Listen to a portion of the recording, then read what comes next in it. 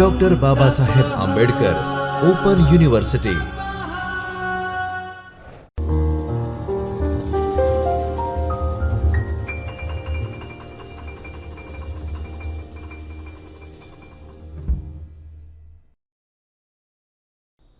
નમસ્કાર. Doctor Baba Saheb Ambedkar open યુનિવર્સિટીના ચૈતન્ય સ્ટુડિયોમાંથી હું ડૉક્ટર આદિત્ય જોશી આપનું સ્વાગત કરું છું. આજે આપણે વિડિયો લેક્ચર ઓમકારીના માધ્યમથી BA પબ્લિક એડમિનિસ્ટ્રેશન જાહેર વહીવટના વિષય ઉપર પેપર ક્રમાંક 2 બ્લોક વિભાગ 2 યુનિટ એકમ 14 પર ઇકોલોજીકલ એપ્રોચ ટુ પબ્લિક એડમિનિસ્ટ્રેશનના વિષય ઉપર ચર્ચા કરીશું. આ લેક્ચરની રૂપરેખા આ મુજબ રહેશે: ઉદ્દેશ્યો, પ્રસ્તાવના, આદર્શ મોડલ, પ્રિઝમેટિક મોડલ, સાલા મોડલ, બજાર કેન્ટીન મોડલ અને આ અભિગમની આલોચના અને સારાંશ.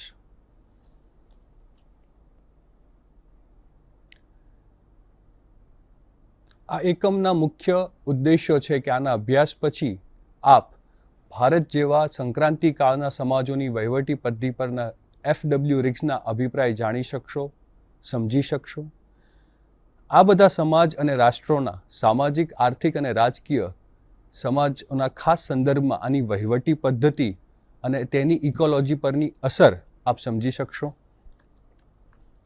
તો સૌથી પહેલાં આપણે એ જાણવું મહત્વ છે કે ecological approach two public administration, આ અભિગમ જે છે, જેને જાહેર વહીવટમાં પારિસ્થિતિ વિષયક અભિગમ અથવા તો ઇકોલોજીકલ અભિગમ તરીકે પણ જાણવામાં આવે છે. તો આ શું છે? ઇકોલોજીનો અર્થ શું થાય છે? ઇકોલોજી એટલે કે જેમ આપણે આજુબાજુ જોઈએ છીએ કે આપણી આજુબાજુ વનસ્પતિઓ, પ્રાણીઓ, આ બધા જ જ્યારે એક સમૂહમાં ભેગા થાય, અલગ અલગ પ્રકારની પ્રણાલી, પ્રથા, લોકો, પરિસ્થિતિ, ત્યારે એક ઇકોલોજીનું ઉદ્ભવ થાય છે. તો માટે આને ઇકોલોજીકલ એપ્રોચ કહેવામાં આવ્યો છે અથવા અભિગમ કહેવામાં આવ્યો છે. ઇકોલોજીકલ અભિગમ એ જૈવ વૈજ્ઞાનિકની શબ્દાવલી છે, જેને FW રિગ્સ અહીંયા પોતાનો ખ્યાલ આપવા માટે આ શબ્દનો પ્રયોગ કરે છે. તો જાહેર વહીવટ વિષયના સંદર્ભમાં આ અભિગમ કેમ આવ્યો અને ક્યાંથી આવ્યો? તો સૌથી પહેલાં જાણવું જરૂરી છે કે બીજા વિશ્વયુદ્ધ પછી એની જે અસરો પડી, નવનિર્મિત રાષ્ટ્રો બન્યા, ઘણા બધા રાષ્ટ્રો ઉપનિવેશી સત્તાઓ એટલે કે કોલોનિયલ અથવા તો જે કોલોની હતી એ યુરોપિયન કોલોનીઝમાંથી પોતે લડત લઈ અને સ્વતંત્રતા મેળવી.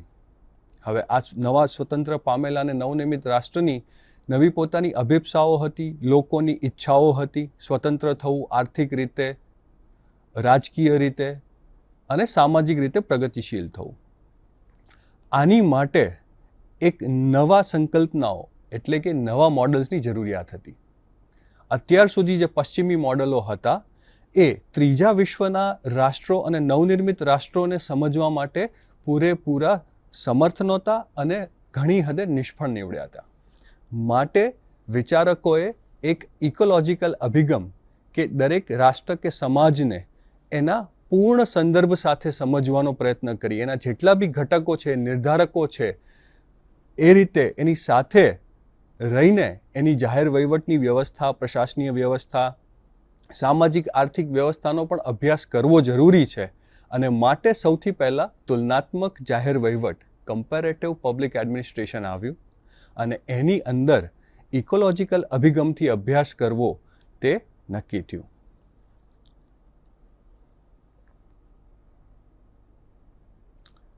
તો ઇકોલોજી ઘણી બધી અલગ અલગ પ્રકારની હોય છે. સામુદ્રિક ઇકોલોજી હોય છે, જમીન ને જંગલની ઇકોલોજી હોય છે.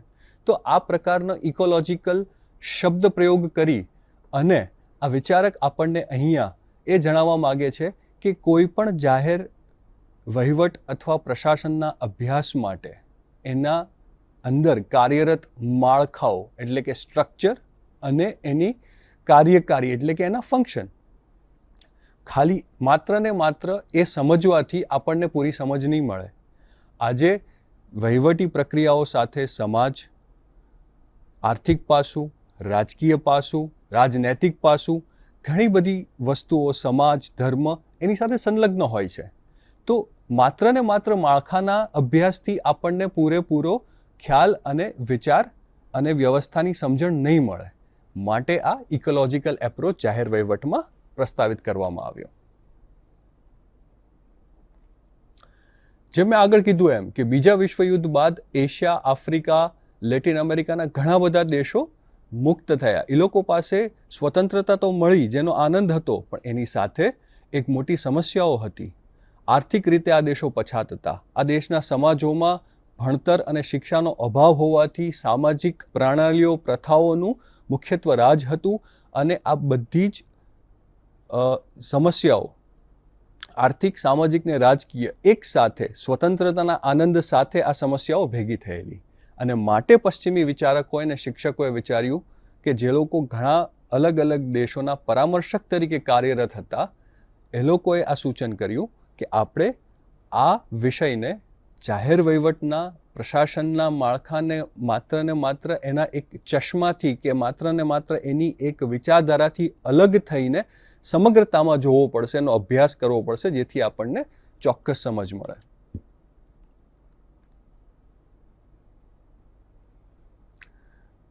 પરિણામે ઘણા બધા જે જૂના પ્રાશંસિક સિદ્ધાંતોને મોડલ હતા એને છોડી અને આ અભિગમ ઉપર સ્થાયી થવાનું નક્કી થયું.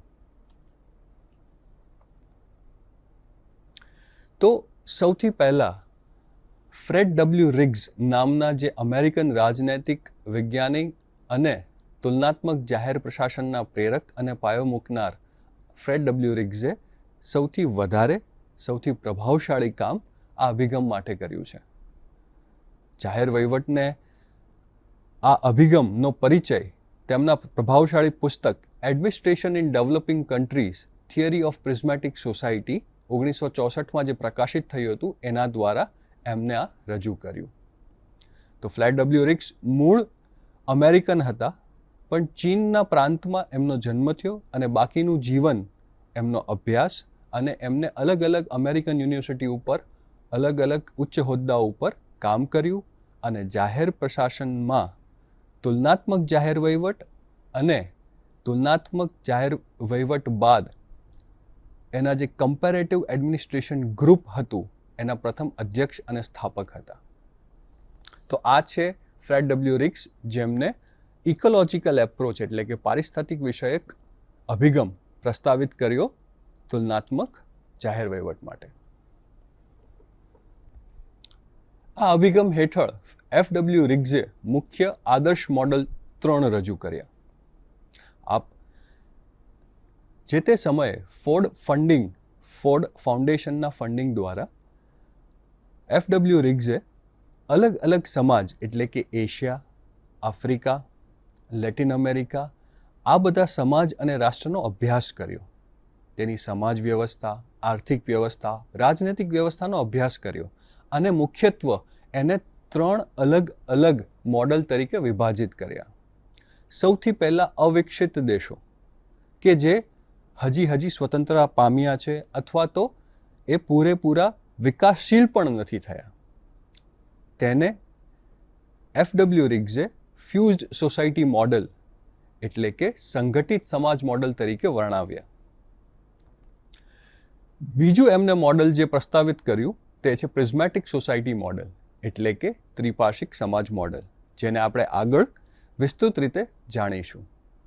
અને ત્રીજું મોડલ જે એમને વિકાસશીલ દેશો માટે અથવા તો વિકસિત દેશો માટે એના પરિમાણો, એના નિર્ધારકોના અભ્યાસ પછી જે પ્રસ્તાવિત કર્યું તેને તેમને ડિફ્રેક્ટેડ સોસાયટી મોડલ એટલે કે વ્યાવૃત સમાજ મોડલ તરીકે પ્રસ્તાવિત કર્યું. આ 3 મોડલ જે એફડબલ્યુ રિગ્સે પ્રસ્તાવિત કર્યા છે એમાં એક સમાનતા પણ છે. આ 3 અલગ અલગ પ્રકારના રાષ્ટ્રો અને સમાજોનું અધ્યયન કરે છે. ફ્યુઝ સોસાયટી મોડલ છે તે અવિકસિત દેશ અને સમાજનું અધ્યયન કરે છે. વિકાસશીલ દેશ અથવા તો જે વિકાસ પામી રહ્યા છે, ડેવલપિંગ એવી જે ટર્મ આપી એમની માટે પ્રિઝમેટિક સોસાયટી મોડલ એ એમને પ્રસ્તાવિત કરીને એના અભ્યાસમાં એમનો ઉપયોગ કર્યો. અને જે તે સમયના એટલે કે વિશ્વયુદ્ધ 2 બાદના જે વિકાસ અથવા વિકસિત દેશો હતા, વિકસિત સમાજો હતા, એના અભ્યાસ માટે એમને જે મોડલનો ઉપયોગ કર્યો તે છે ડિફ્રેક્ટેડ સોસાયટી મોડલ, વ્યાવૃત સમાજ મોડલ. હવે પ્રિઝમેટિક મોડલ કે ત્રિપાર્શ્વિક મોડલ મહત્વનું છે અને કેમ મહત્વનું છે? તો આ વિકાસશીલ સમાજ અને રાષ્ટ્રોને સમજાવવા માટે અહીંયા FW રિગ્સ ફિઝિક્સ, ખગોળશાસ્ત્ર, સામાન્ય વિજ્ઞાન એના શબ્દો, એના મોડલોનો ઉપયોગ કરે છે પોતાનો વિચાર રજૂ કરવા માટે. જેમ એક ગ્લાસનો પ્રિઝમ, એક ત્રિપાર્શ્વીય પ્રિઝમ હોય છે, કાચ હોય છે, એમાં જ્યારે એક સામાન્ય સૂર્યકિરણ જાય અને બીજી બાજુ આપણને સપ્તરંગી સૂર્યકિરણો દેખાય, તો આ પ્રિઝમના રૂપકને કેન્દ્રમાં રાખી એના પર આધારિત આ પ્રિઝમેટિક મોડલ એટલે કે ત્રિપાર્શ્વિક સમાજ મોડલ એમને આપ્યું, જેને તેઓ ફ્યુઝડ સફેદ સૂર્યપ્રકાશ જે હોય છે તેને તે લોકો ફ્યુઝ સોસાયટી કહે છે, કે જે અવિકસિત દેશો છે તેમાંથી એમની યાત્રા જે હોય છે એ વિકાસશીલ દેશ તરફ જાય છે અને પછી વિકસિત દેશ બને છે. તો એક અવિકસિત દેશની જે યાત્રા છે, જે વિકાસ અને વિકસિત રાષ્ટ્ર સુધી પહોંચે છે, એને દર્શાવવા માટે પ્રિઝમેટિક મોડલનો FW રિગ્સે ઉપયોગ કર્યો છે. ત્રિપાર્શ્વિક સમાજ મોડલ અને પ્રિઝમેટિક મોડલની મુખ્ય 3 લાક્ષણિકતાઓ છે. એ છે હેટ્રોજેની એટલે કે વિવિધતા, ફોર્માલિઝમ એટલે કે ઔપચારિકવાદ અને ઓવરલેપિંગ એટલે કે અતિવ્યાપ્તિ. આની સમજ FW રિગ્સ શું કઈ રીતે આપે છે એ આપણે જાણશું. જેમ આપણે અગાઉ જોયા કે ફ્યુઝડ સોસાયટી એટલે કે અવિકસિત દેશો અને એની પછી વિકાસશીલ પ્રિઝમેટિક મોડલ અથવા તો પ્રિઝમેટિક ત્રિપાર્શ્વિક સમાજ, જેને આ પિરામિડના આધારે FW રિગ્સ વર્ણવવાનો પ્રયત્ન કરે છે. FW રિગ્સ મુજબ આ અભિગમમાં જે સમાજ ફ્યુઝડ પણ નથી અને ડિફ્રેક્ટેડ પણ નથી તેને રિગ્સ પ્રિઝમેટિક સમાજ કહે છે.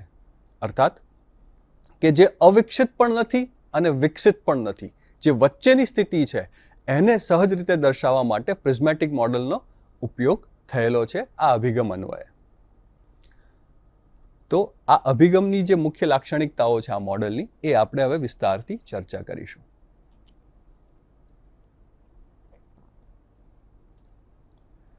અગાઉ મેં કર્યું એમ કે પ્રિઝમની અંદર જે પરિસ્થિતિ એટલે કે ફ્યુઝડ, અવિકસિત, અને જ્યારે પ્રિઝમમાંથી એ પસાર થાય છે અને ત્યારબાદ એ વિકસિત એટલે કે ડિફ્રેક્ટેડ તબક્કામાં પહોંચે છે, એ સમાજ, એ દેશ આ તબક્કામાં પહોંચે છે, એનું વર્ણન કરવા માટે આ મોડલનો ઉપયોગ થયો છે.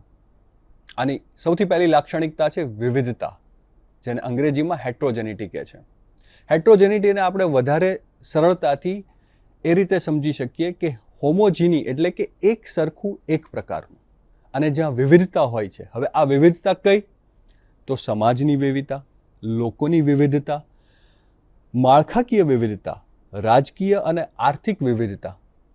આ વિવિધતાને દર્શાવવા માટે FW રિગ્સ આ પ્રિઝમેટિક મોડલ દ્વારા હેટ્રોજેનિટી શબ્દનો ઉપયોગ કરી આપણને એમનો પ્રસ્તાવ રજૂ કરે છે. તો હેટ્રોજેનિટી એટલે કે વિવિધતા શું હોય છે? રિગ્સના અવલોકન મુજબ, જે એમને પૂર્વી એશિયાઈ અને દક્ષિણ એશિયાઈ દેશોના અભ્યાસ વખતે એમના અવલોકનમાં આવ્યું કે અહીંયા વિરોધાભાસી પ્રક્રિયા, પ્રણાલી, પ્રથાઓ, દ્રષ્ટિકોણોનું એક સાથે સહઅસ્તિત્વ હોય છે. ઉદાહરણ તરીકે, માનો કે કોઈ દેશની રાજધાની હોય છે, તો એમાં ઊંચા ઊંચા ગગનચુંબી સુંદર ઇમારતો પણ હોય છે અને તેની સાથે પછાત વર્ગ અથવા તો આર્થિક રીતે પછાત વર્ગ માટેના આવાસો પણ ત્યાં જ હોય છે. તો આ એક વિરોધાભાસી જે અવલોકન એમને કર્યું તે એમને વિવિધતા લાગી કે આવું કઈ રીતે હોઈ શકે. આ જ પ્રકારના સમાજોમાં કોઈ પણ સામાન્યકરણ એટલે કે જનરલાઇઝેશન કરવું બહુ અઘરું બની જાય છે, કારણ કે દરેક વસ્તુ વિરોધાભાસી હોય છે, સહઅસ્તિત્વમાં હોય છે. એ બીજું સારું ઉદાહરણ આપે છે કે આવા સમાજોમાં, માનો કે ઉદાહરણ તરીકે ચિકિત્સાનો આપણે અભિગમ લઈએ, તો એલોપથી જેવી આધુનિક ચિકિત્સા પદ્ધતિઓ, હોસ્પિટલો, દવાખાનાઓ, ટેકનોલોજી પણ અસ્તિત્વ ધરાવે છે અને તે જ સાથે સમાજના અમુક વર્ગો પ્રાચીન ચિકિત્સા પદ્ધતિ જેમ કે આયુર્વેદ, યુનાની, હોમિયોપેથી અથવા તો ઘરગથ્થુ ઉપચારોને પણ સાથે રાખે છે અને એનું સહઅસ્તિત્વ હોય છે. તો આ પ્રકારની પ્રથા, પ્રણાલી, રીતિ રિવાજો જે સામાન્ય રીતે વિરોધાભાસી હોય છે, તે આ પ્રકારના સમાજમાં એક સાથે સહઅસ્તિત્વ ધરાવે છે. તો આ વિવિધતાને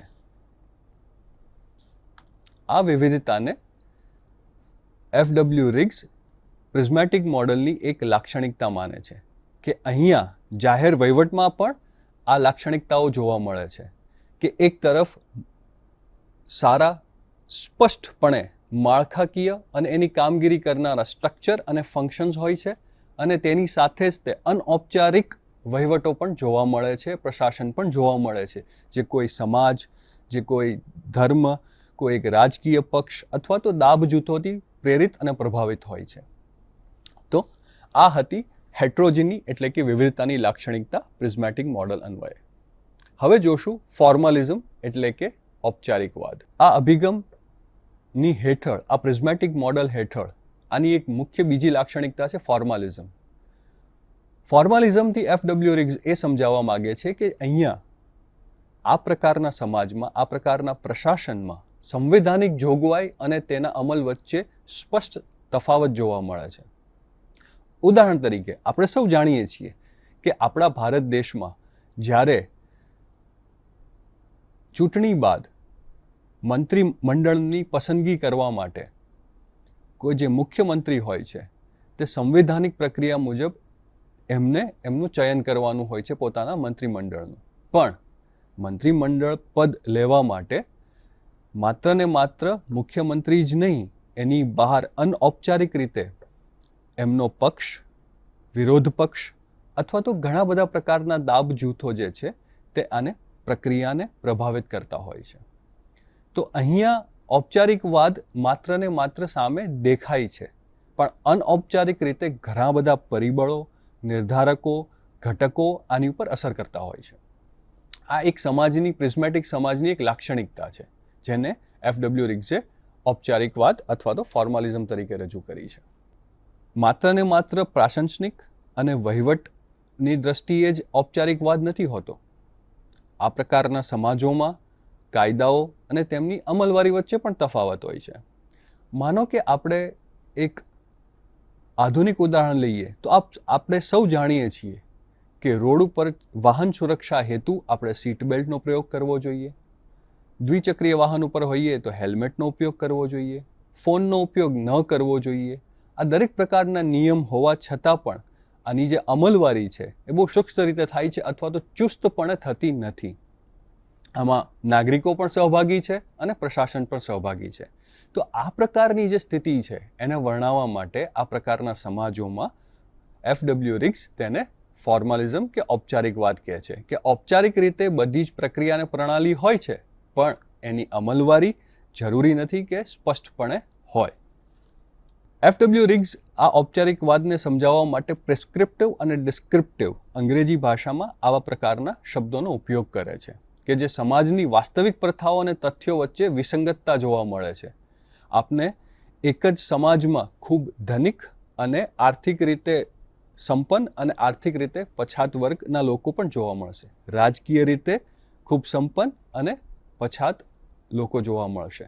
તો આ પ્રકારનો જે દ્વંદ ને વિસંગતતાઓ હોય છે જે સમાજમાં, એને વર્ણવવા માટે ફોર્મલિઝમ નામનો ઔપચારિકવાદનો ઉપયોગ FW રિગ્સ પ્રિઝમેટિક મોડલ દ્વારા કરે છે. ત્રીજી અને મહત્વની લાક્ષણિકતા જે પ્રિઝમેટિક મોડલની છે આ ઇકોલોજીકલ અભિગમ અન્વયે, તે છે ઓવરલેપિંગ એટલે કે અતિવ્યાપ્તિ. ઓવરલેપિંગ અથવા તો અતિવ્યાપ્તિને સમજાવવા માટે FW રિગ્સ એવું કહે છે કે આ પ્રકારના રાષ્ટ્ર, આ પ્રકારના સમાજોમાં પ્રશાસન ઉપર અને પ્રશાસન સિવાય ઘણા બધા પરિબળો કામ કરતા હોય છે અને એને પ્રભાવિત કરતા હોય છે. પ્રિઝમેટિક સમાજમાં ઓવરલેપિંગ લાક્ષણિકતામાં આપ એક સાથે એક જ જગ્યાએ એક જ સમયે બે અલગ અલગ ઢાંચા, પ્રણાલી, પ્રથાઓ જોવા મળશે. એટલે કે આધુનિક શિક્ષણ અને ગુરુકુલ પદ્ધતિથી આપનારું શિક્ષણ પણ એક જ સાથે એક જ સમયે એક જ સ્થળે આપને જોવા મળે છે, જેને ઓવરલેપિંગ કહેવામાં આવે છે. આ એક ઢાંચા બીજા ઢાંચાની સાથે અસ્તિત્વમાં હોય છે, પણ બે ભિન્ન રીતે કામ કરે છે. એના મૂલ્યો પરંપરાગત મૂલ્યો હોય છે અને નવા ઢાંચાના અથવા તો જે આધુનિક ઉદ્દેશ્યો હોય છે તે નવી પદ્ધતિથી સર કરવાનો પ્રયત્ન કરવામાં આવે છે. તો એક બાજુ આપને આધુનિક સ્કૂલ, ભણતર, શિક્ષા એ જોવા મળશે, તથા બીજી બાજુ અનૌપચારિક અને ગુરુકુલ પદ્ધતિ જેવા શિક્ષણના એકમો પણ જોવા મળશે. તો શિક્ષણ બાબતે એક જ કાર્ય બાબતે ઓવરલેપિંગ, સામાન્ય ભાષામાં આપણે સમજવું હોય તો એક જ સાથે ઉપર નીચે આવા શબ્દો જે છે એને યોગ્ય અને સરળ રીતે સમજાવી શકાય છે કે ઓવરલેપ થાય છે. માટે આને એફડબ્લ્યુ રિગ્સે ઓવરલેપિંગ અથવા તો અતિવ્યાપ્તિ કીધી છે કે એક જ ચિકિત્સા માટે અલગ અલગ પ્રક્રિયાઓ, પ્રથાઓ અને માધ્યમો હોય છે.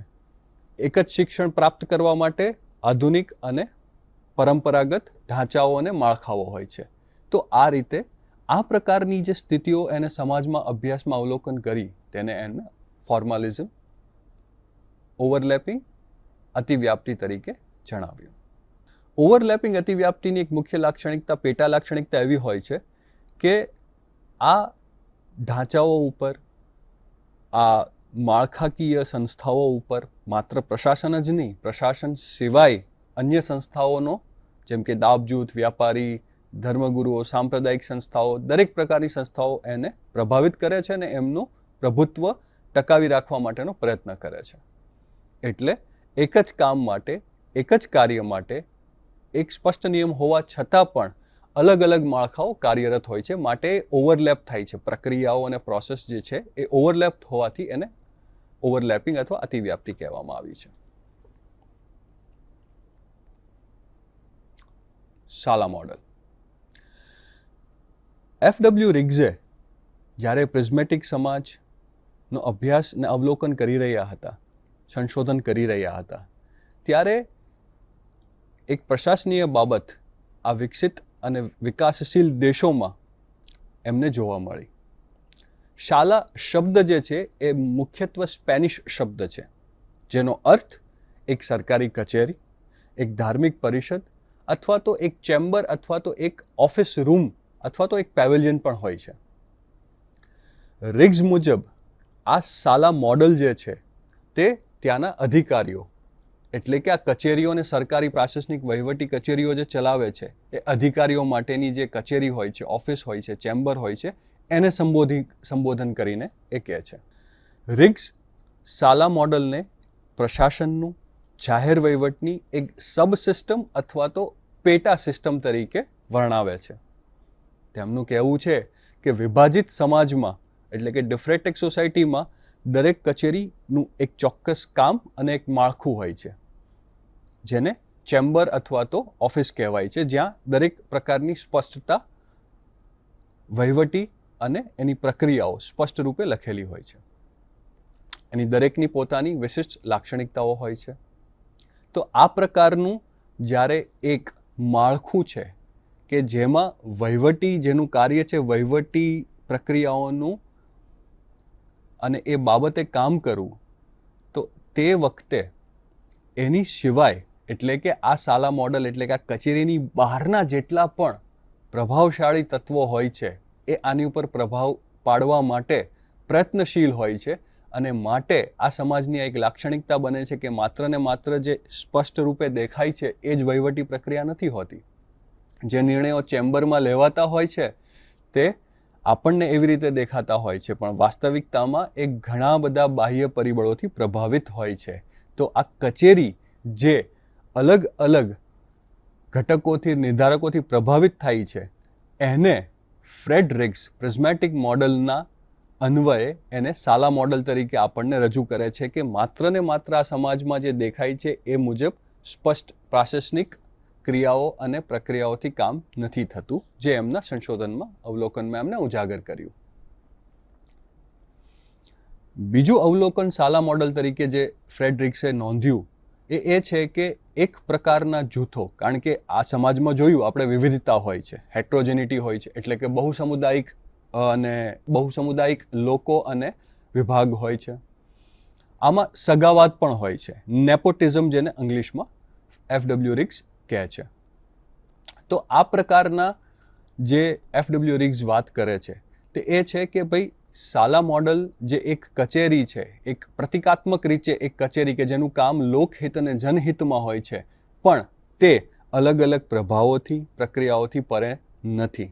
અને જ્યારે કોઈ પણ સમાજને તક મળે છે ત્યારે તે પોતાના મળતાવળા લોકો અથવા તો પોતાના હિતેચ્છુ, પોતાના સગાવાલા, જેને સગાવાદ નેપોટિઝમ કીધું છે, એવા પ્રકારના લોકોને આ પ્રકારની કચેરીઓમાં સ્થાન આપવાનો પ્રયત્ન કરે છે અને સત્તા મેળવી પોતાના નિજ હિત માટે કાર્ય કરે છે, નહીં કે જાહેર હિત માટે કે જનહિત માટે.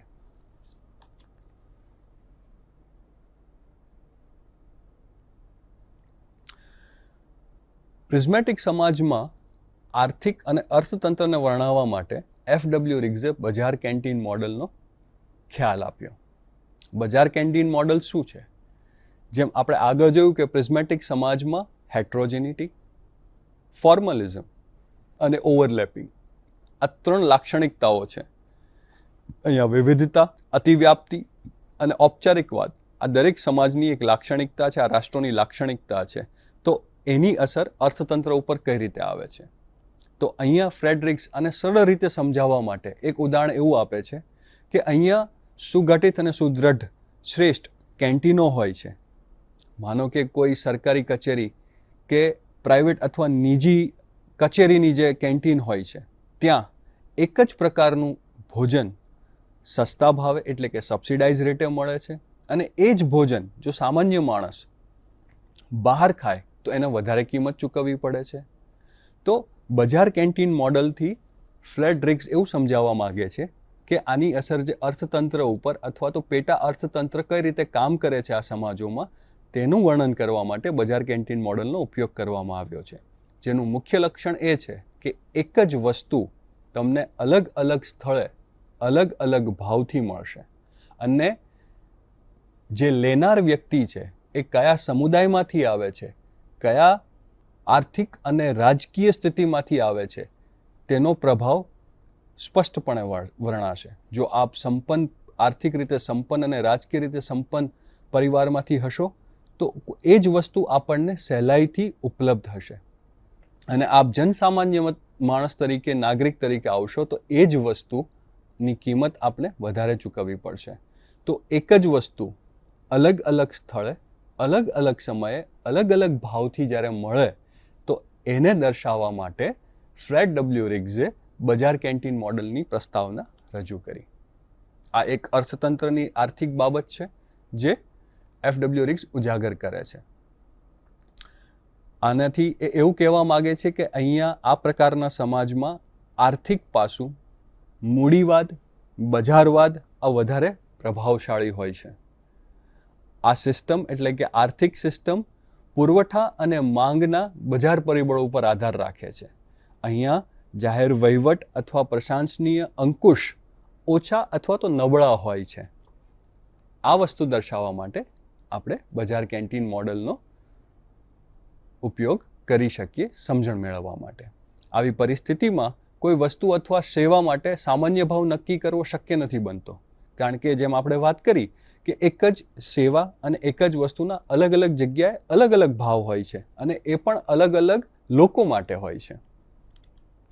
તો એક આર્થિક રીતે નાનો સમુદાય છે એને વધારે કિંમત ચૂકવવી પડે છે, અને જે પ્રભાવશાળી સમૂહ છે એને દરેક વસ્તુ સહેલાઈથી સુલભ થાય છે, આર્થિક રીતે પણ અને સામાજિક રીતે પણ.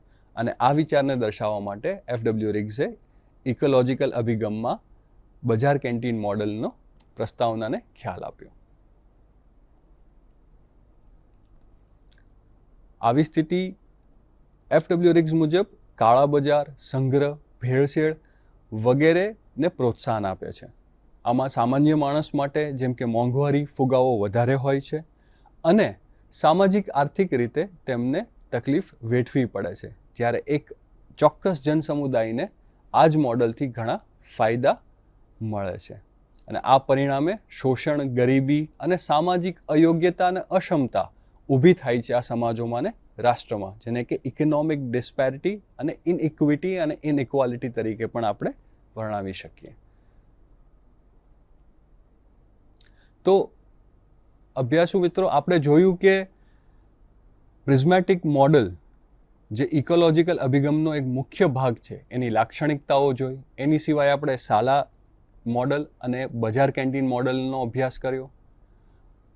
પણ આ ઇકોલોજીકલ અભિગમ એટલે કે પારિસ્થિતિ વિષયક અભિગમ આલોચનાથી પરે નથી.